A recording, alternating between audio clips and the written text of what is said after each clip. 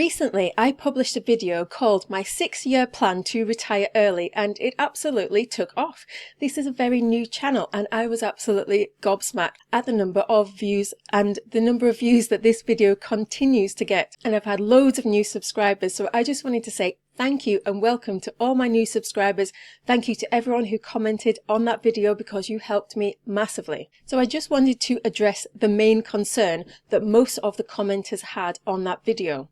A lot of people were saying that my plan was completely unrealistic, it was never going to work, that I was way too optimistic, and I needed to get some more realistic figures in my spreadsheet. So just in case you haven't watched that video, basically my plan was that I was going to retire in the next 6 years, starting from absolutely nothing, starting from no pension, no savings, no investments, and until very recently, no job.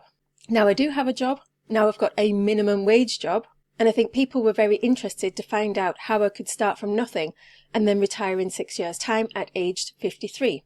And I showed in this video my spreadsheet, which shows you my entire plan and what I thought was completely realistic, but everybody tore it to shreds and said, no, this is not realistic at all, and here's the reasons why. So I wanted to create this response video today to respond to those comments, to have a look again at my figures and to let you know what I've changed and why I've changed it. And also to do a little bit of modelling. What happens if I don't get the growth that I expected? And the results were pretty shocking, I thought. So let's dive into the numbers. Let's have a look at my spreadsheet, my plan again for early retirement. So based on the feedback that I received on that last video, I have made 2 changes to my spreadsheet, and I'm also going to do some modelling with some different scenarios right now in the spreadsheet. So the 2 changes that I made was somebody or a couple of people helpfully suggested to me that my work-based pension, there is a range of what is allowed when it comes to a work-based pension. So basically anything under 6,240 you're not allowed to have a work-based pension on. So I have got to take that amount from my annual salary before tax. So I've done that on the work-based pension employee contribution and the work-based pension employer contribution, but thankfully it doesn't make that much difference because it's a relatively small number anyway. The other change that I made, which actually does have a much larger positive impact on the spreadsheet, is a few people helpfully pointed out, why am I putting so much money into my ISA when I don't need that much money in my ISA? I only need a maximum of 4 years money coming from my ISA, so I would be much better putting as much as I possibly could into my SIP, because that will give me the tax relief, the government contribution. So that's what I've done. I've put the max amount that I can into my SIP every single year, and that gives me all this extra contribution. It actually gives me £19,000 worth of extra free money that I didn't have before. And a lot of people will say, yes, but when you draw it out, you'll have to pay tax on it anyway, so it's not really extra money. But the thing is, I'm not planning to draw that money out. I'm planning to stay under my tax-free allowance. And this is just extra money that will help my investments to grow in the background that I'm not going to draw from unless it's an emergency. So why would I want to say no to an extra £19,000? That would just be ridiculous. So of course, I have increased my SIP contribution. I'm only going to be putting £38,000 in total into my ISA over the next few years. And it means I'll be drawing £12,000 out of my ISA for the next 4 years. And then £12,000 will be coming out of my SIP after that. And that means the ISA ends up being pretty low. It goes down to 21,000, but then it starts to climb again. And the SIP is around about 183,000 when I start to draw down from it. So it stays pretty static until I start to claim my state pension, and then it starts to grow again. So the thing that most people had an issue with when it came to my previous projections was my rate of return. I had put down 10% of my rate of return from stock market growth, and I had used the word conservative. I thought that this was pretty conservative, and everybody went crazy about that. They said, no, this is not conservative, this is wildly optimistic, if not bordering on a little bit delusional. And the thing is, this really confused me to start with, because I knew that the stock market, the index fund that I have invested in, had been returning around about 13%. So when I put 10% as the growth rate, I actually did believe that I was being conservative. However, when I asked several people why they were thinking this way, why they were saying that this was too optimistic, their reasoning kind of made sense to me. Basically, they were saying that because this is an average and my time frames are very short, 6 years is a very short time frame.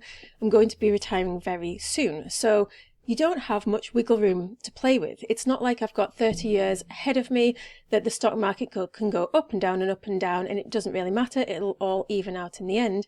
6 years, it could be down for the majority of those 6 years. So it's too optimistic when you are looking at too short a time horizon. It could end up being nothing. There could be no growth for years. We just don't know what's going to happen. But the only thing we do have is past data to go on, and that's what I used to get the figure from.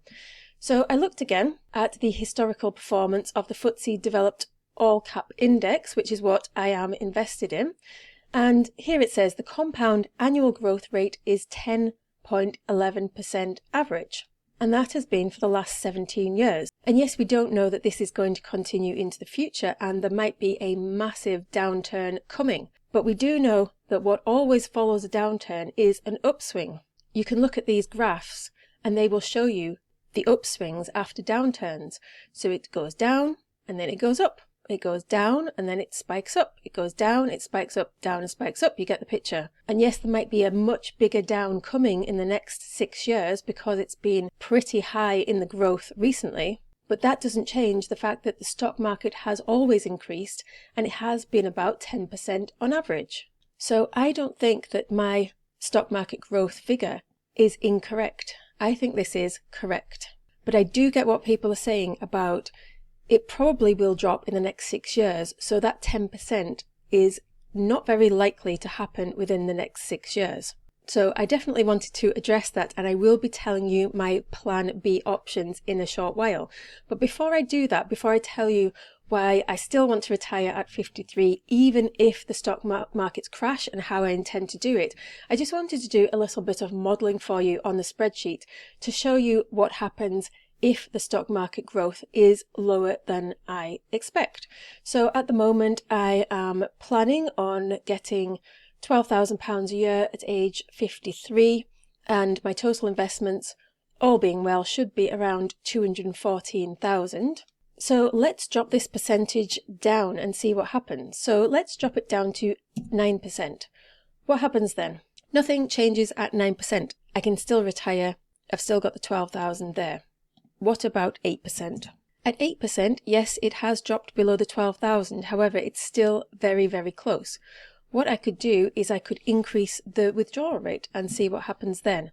And if I increase the withdrawal rate, and now we have a look, now we can see that I could even retire earlier with a higher withdrawal. But let's have a look what happens to the total investments as a result of the lower stock market growth. My total investments, the lowest it ever goes down to is 148,000. And I still think that's a pretty good number. But let's drop it down even more. Let's drop it down to 7%, and it is adjusted for inflation here. So the real growth is 4.2% there. And here's just a quick side note. A lot of people were also commenting about inflation on my spreadsheet, and they were saying even though I had adjusted for inflation coming out of the stock market growth, the investments, I hadn't adjusted for inflation coming out of expenses. But because I've kept the salary and the expenses the same, then this will balance each other out. So that's why, just to let you know why I did that the way I did. So we've dropped it down to 7%. Now let's see what happens. Now I can still retire at 53. I've still got the 12,000. My total investments goes all the way down to 103,000 before starting to climb again. Let's drop it down again, 6,000. I can still retire at 53 years. I've still got that 12,000 that I need.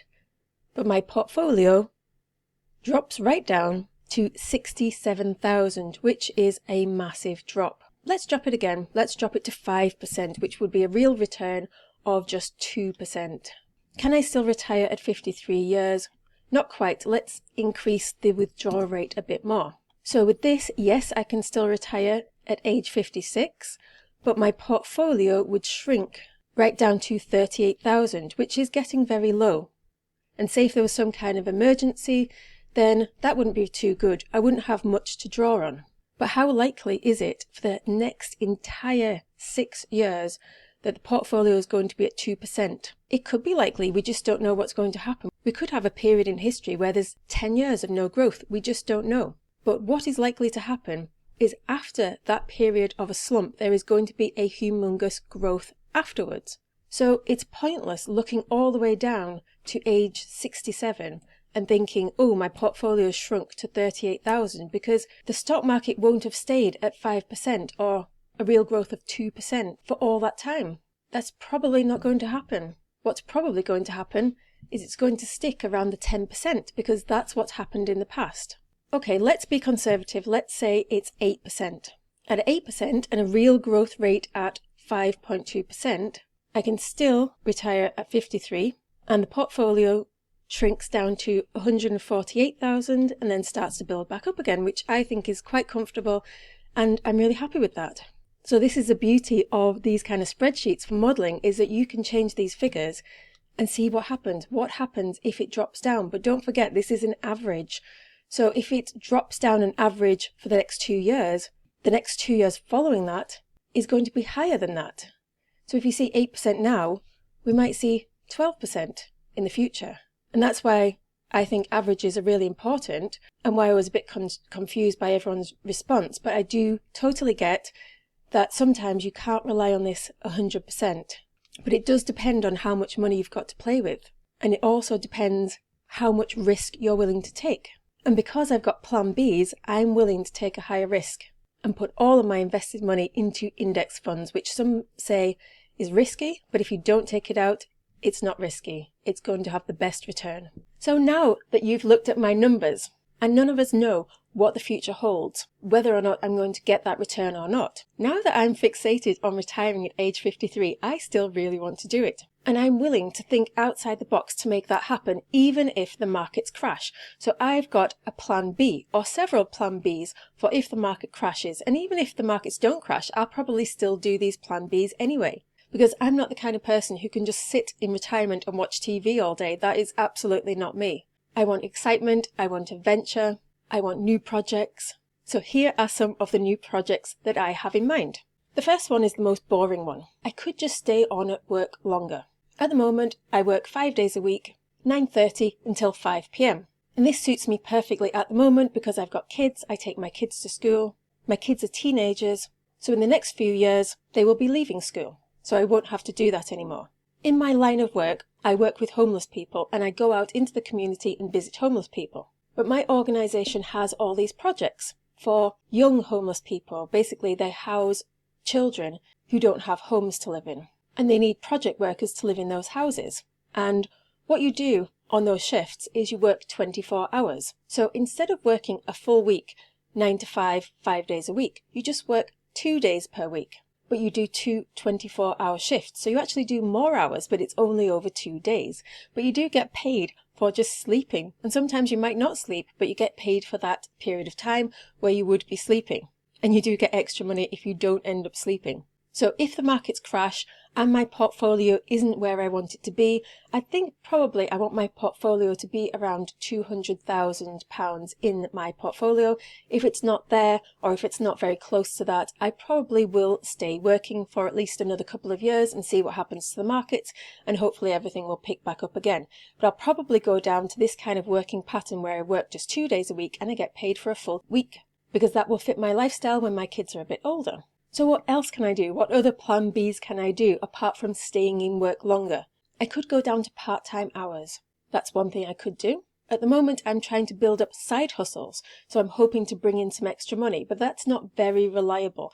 In the past, I have had a business for the last 15 years, and in my experience, I can't really rely on that money. I wouldn't feel comfortable relying on a side hustle to pay my bills. I need something a bit more guaranteed. So other options. Hopefully, I can increase the amount of money that I make from my side hustles, put more money into my SIP, into my investments, and therefore I'll have more money in there, which will really help. I'll also be taking out a cash reserve, a cash cushion of 1 to 2 years, probably just 1 year of expenses after I retire, so that's really going to help. Other plan Bs that I want to implement is some kind of house hacking. And I plan to start this quite soon after I buy the new house. At the moment, the marital home is on the market, and when it sells, we've got a viewing in a few days, so fingers crossed. But when it sells and we move into a much cheaper house, I plan on doing some house hacking then. So what we plan to do is, because the kids see their dad every other week, so they're gone every other weekend, I think what I might do is lock up their bedrooms and Airbnb the rest of the house for the whole weekend. And then me and my partner will move out for the weekend. We've talked about this. We're probably going to buy a camper van, and we're really excited to spend more time in the camper van anyway, so we'll just go off in the camper van. We're also going to hack the camper van. I'm going to put the camper van out for rent and rent out the camper van. So that's another income stream. Another plan that I have is for if and when the kids leave home. I'm assuming that they will leave home. I don't know when this will be. My kids are almost 13 and almost 15. But if and when this does happen, I will probably house hack the entire house. We will probably Airbnb the whole house at a time, and we'll just move out for when people come and stay in the house. Maybe we'll see how this goes, how lucrative this is, and if it's not lucrative, we might do some other things instead. Other ideas that we've got that we've discussed is that we would rent out the spare rooms, maybe on a permanent basis to lodgers.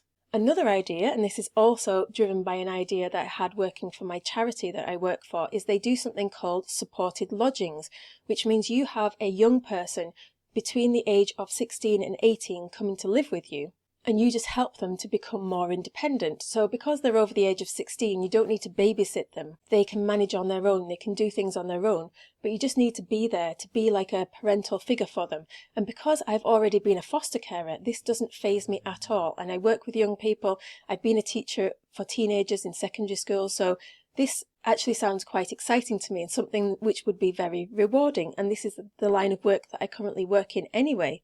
So I'd have access to the support of the organisation that I work for. There are plenty of other organisations that do this kind of thing, and I've heard that some of them pay about £1,000 per month per child. So if we had 2 children living in the house, that's £2,000. We'd probably have to share this between me and my partner if we were both involved in the process, so that's an extra £1,000. And that's all I need to retire. So that would be my retirement expenses covered. But I would have a young person living in the house who would probably cause me extra expenses just by the nature of there being an extra person in the house. So I would need more money than just that, but that is a fantastic way of generating some extra money, doing something that I'm already interested in. I'm very business minded. I'm always looking for opportunities to make money or to save money, to reduce expenses. So I think that because I've got so many plan Bs, some, if not all, are going to really help me to stick to my original plan. And if the worst came to the worst, I wouldn't say no to actually living in a camper van. It's always been my dream to live in a camper van, so this wouldn't bother me at all. So if things got really bad, that is something that I could do. And that's why the camper van features very heavily in my plan. And I've got 2 questions for you. The first one is, what percentage return would you expect? If you were doing a budget for the next 6 years, what percentage return would you put in there to be conservative? Because I know that you like to be conservative. And 2, have you got any ideas for plan Bs that I might not have thought of? Because this is really exciting to me, is to share ideas for alternative ways of living, alternative ways of making money. That is what really excites me, is living life differently. Happy New Year to you, and I really hope that this year is profitable and successful and gives you a lot of joy. Until next time, take care.